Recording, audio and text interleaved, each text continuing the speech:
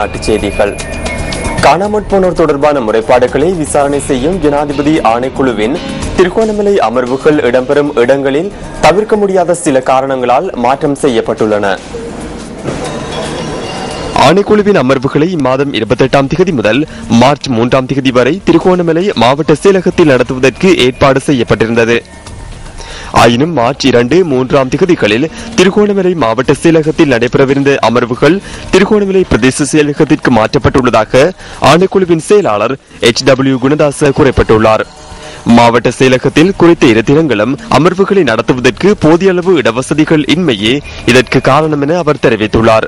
எவ்வாறாயினும் இம்மாதம் 28ஆம் தேதியும் மார்ச் 1ஆம் தேதியும் ஏற்கனவே திட்டமிடப்பட்டவாறு காணாமற் போனோர் தொடர்பான முறைப்பாடுகளை விசாரணை செய்யும் ஜனாதிபதி ஆணைக்குழுவின் அமர்வுகள் திருகோணமலை மாவட்ட செயலகத்தில் இடம்பெறும். இதற்கமைய அனைத்து முறைப்பாட்டாளர்களும் தமது சாட்சியங்களை பதிவு செய்ய முடியும் எனவும் புதிதாக முறைப்பாடுகள் ஏற்றுக்கொள்ளப்படும் எனவும் ஆணைக்குழுவின் செயலாளர் HW குணதாச கூறினார்.